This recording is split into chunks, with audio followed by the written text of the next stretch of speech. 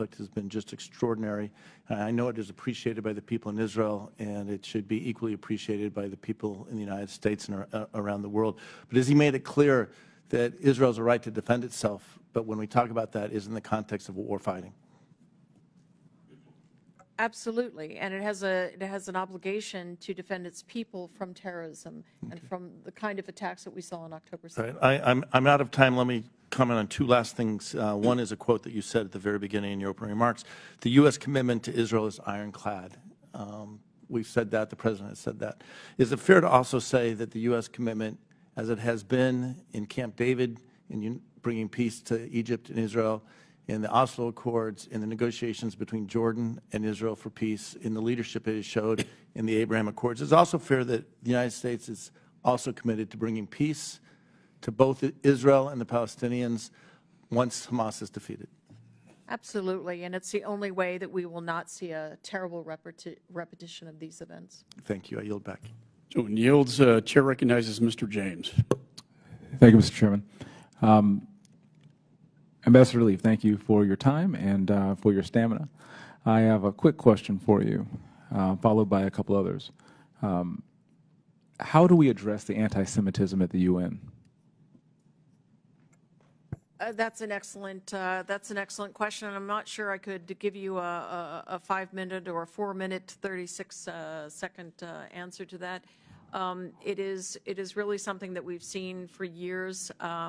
And it is a very casual kind of anti-Semitism that we see among some member states.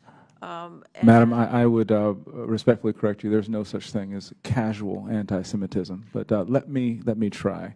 Earlier this year, I led 30 of my colleagues in sending a letter to the State Department promoting the Abraham Accords in Africa.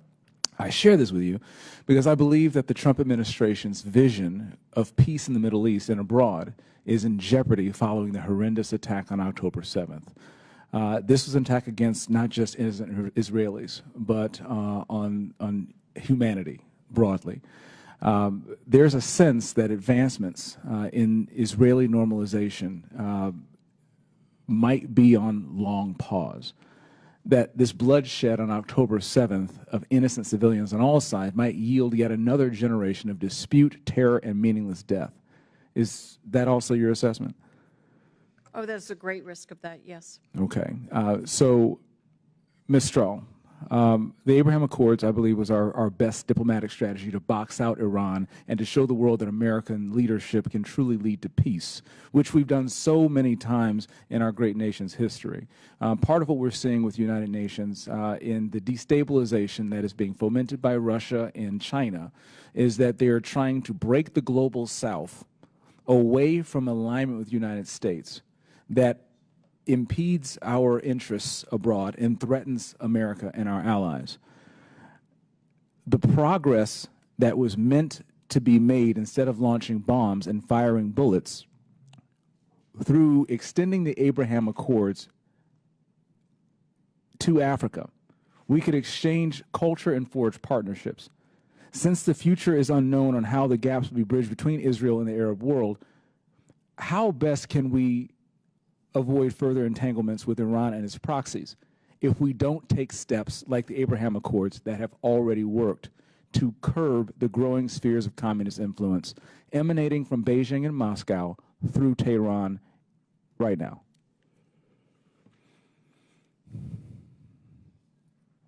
Thank you for that question. What is clear is that Iran, Russia, and China all view themselves as benefiting from challenging the rules-based international order. And the United States and our coalition of allies and partners benefits from enforcing and standing up for the rules-based international order. That includes standing up for Israel's ability to defend itself from terrorism, given what it just experienced from Hamas on October 7. And it also includes standing up and supporting Ukraine and in its war to defend itself from Russian aggression. The Department of Defense was building on the progress of the Abraham Accords through advancing regional security constructs, such as integrated air and missile defense, multilateral cooperation at sea in the maritime domain. And what we're actually seeing now is that partners, even today, view that is beneficial to be cooperating, sharing intelligence, sharing information, and seeing the threats coming from Iran. Totally agree. Forgive me for cutting you off. But one of the big things I'm very concerned with is exactly supporting that mission and boosting our capacity to satisfy our obligations under FMS and getting our defense industrial base in a position where it can not only support our allies, but most especially help America to defend itself. And so I'm working on that as well. But in the limited time that we do have, I would like to turn back to Ambassador Leaf. Have you vocalized to President Biden or to Secretary Blinken any concerns for the lack of sanctions enforcement on Iran and the consequences that would manifest itself through that, like we saw on October 7th? Before you answer, in the last couple seconds, it was widely reported this past August that there was a relaxing of sanctions on Iran to increase the supply of oil into the world so that we could have cheaper oil here in America. Are you getting any indication that there are any relaxation of sanctions on Iran due to this issue? No, absolutely not, Congressman. Mr. Chairman, I yield. Gentleman yields. Chair recognizes Ms. Kamlager-Dove. Thank you, Mr. Chair, and thank you for being here today, witnesses. So I'll just say many of my Jewish constituents have loved